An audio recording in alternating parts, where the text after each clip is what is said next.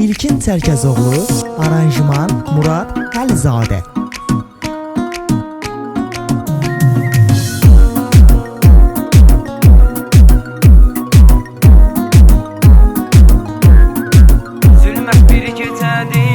Zülmət bir gecədir, kədər qonağım.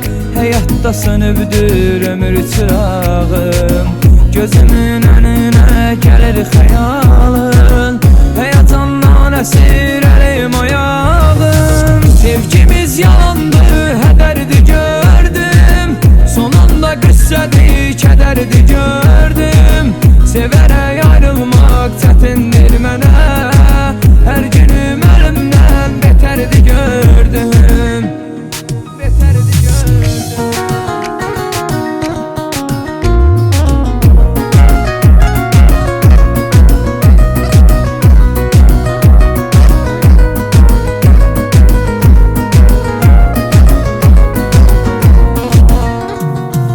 Sevmişəm mən səni, peşman etmisən. Sən məni özünə düşman etmisən. Mən səni sevərkən dəlilər kimi, sən mənim həyatımı viran etmisən. Sevgimiz yalandı, hədərdi gördüm. Son anda qüssədi, kədərdi gördüm. Sevərək ayrılmaq çətindir mənə. Hər günüm əlimdən betərdi gördüm. Betərdi gördüm.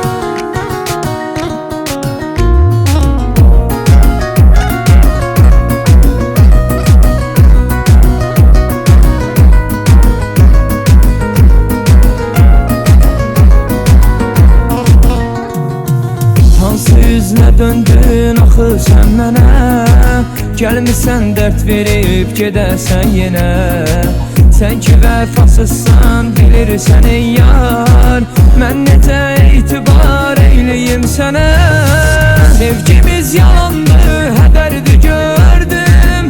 Son anda qüssədi, kədərdi gördüm. Sevərək ayrılmaq çətindir mənə. Hər günüm əlimdən betərdi gördüm.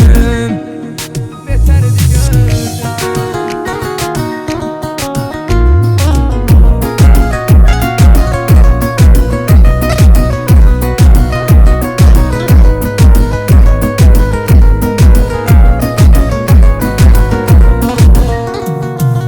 Düşünürəm səni, pis olur halım. Qəlbimi qırmısan, niyə azalım?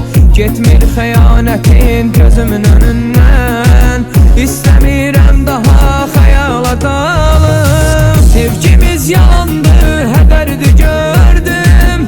Son anda qüssədi, kədərdi gördüm. Sevərəm